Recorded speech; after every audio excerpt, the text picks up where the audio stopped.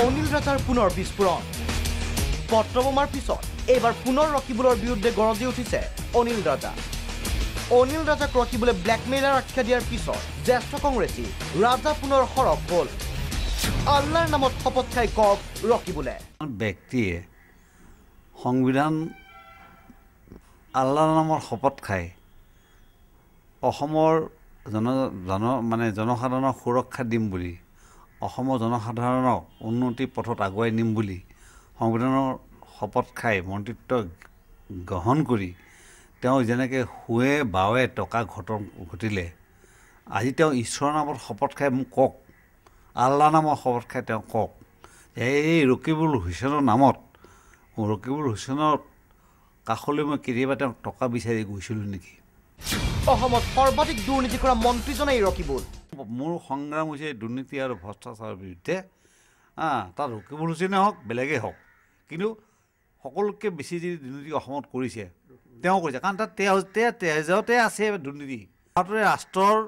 বিৰোধিতা কৰাৰ মানুহৰ সন্তান তেওঁ লোকৰ পিঠাৰে বিহু পাতে ৰকিবুলে ভোগালী বিহু পাতিও ধন দাবী ৰকিবুলৰ সৌসিদিনা তেওঁ বিহু পাতিছে ইজনক মাতি কৈছে ভোগালী বিহুৰ জলপান খুৱাব লাগিব তুমি টকা ইমান দিবা তুমি ইমান এইটো দিবা তুমি সেইটো দিবা পৰৱ পিঠাৰে বিহু পতা তেওঁ সেইটো সিদ্ধহস্ত ৰকিবুলৰ বিয়াগম সম্পত্তিৰ উৎস কি অনিল ৰাজাই ক'লে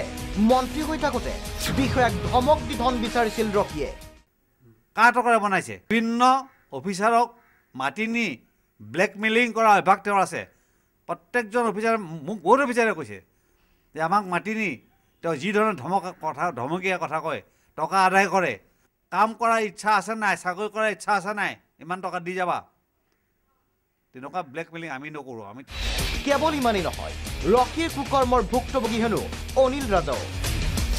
ৰাজাকো বিচাৰিছিল ৫ লাখ নিৰ্বাচনত টিকট দিয়াৰ নামত প্ৰাৰ্থীৰ পৰা লৈছিল ধন ইলেকশ্যনৰ সময়ত যি টকা তেওঁ ৫ লাখ টকা খৰচা কৰিছে তেওঁ কওক আল্লাহ নামৰ শপত খাই তেওঁ মোৰ পৰা টকা খুজিছে ৫ লাখ টকা যে মোৰ আপোনাৰ কাৰণে ৫ টকা খৰচ হৈছে মই ৪.৫ লাখ টকা ঘূৰাই দি আহিছোঁ মই ঈশ্বৰৰ নামত কৈছোঁ এইটো কথা তেওঁ আল্লাহ নামত কওক নহয় মই যেতিয়া হাৰিছোঁ হাৰা পিছদিনাখন মই যে গুচি আহিম নগাঁৱৰ পৰা তেতিয়া মোক কৈছে যে আপোনাৰ নামত মোৰ ৫ লাখ টকা খৰচ হৈছে আপুনি এইটো ঘূৰাই দিয়ক কিন্তু মোৰ নামত ইতিমধ্যে তেওঁ বিভিন্নজনৰ পৰা টকা লোকসভা প্ৰাৰ্থীৰ কাৰণে তেওঁ সংগ্ৰহ কৰিছে চিপ্ৰাং মাৰ সিদ্ধহস্ত ৰকিবুল কাক চিপ্ৰাং মাৰিছিল ৰকিবুলে লবিকেন্দ্ৰিক ৰাজনীতি কৰি কংগ্ৰেছৰ ক্ষতি কৰিছিল ৰকিবুলেই হৰুৱাইছিল কংগ্ৰেছ প্ৰাৰ্থী দুৰ্লভ চমুৱা বিষ্ণুপ্ৰসাদক নিৰ্বাচনৰ কোনো নিৰ্বাচনত কংগ্ৰেছক ভোট দি পোৱা নাই তেওঁ নিপেন গোস্বামীক ঘূৰাইছে তেওঁ দুৰ্লভ চমুৱাক ঘূৰাইছে তেওঁ বিষ্ণুপ্ৰসাদক ঘূৰাইছে তেওঁ নৈতিক চৰিত্ৰ নিম্ন খাপৰ ৰকিবুলৰ কংগ্ৰেছ ৰকিবুলৰ পৈতৃক সম্পত্তি নহয় চৰিত্ৰ নাই যি মানুহ বাস্তৱ লাইফত সৎ হ'ব নোৱাৰে সেই মানুহ পলিটিকেল আৰু ৰাজহুৱা লাইনত কেতিয়াও সৎ হ'ব নোৱাৰে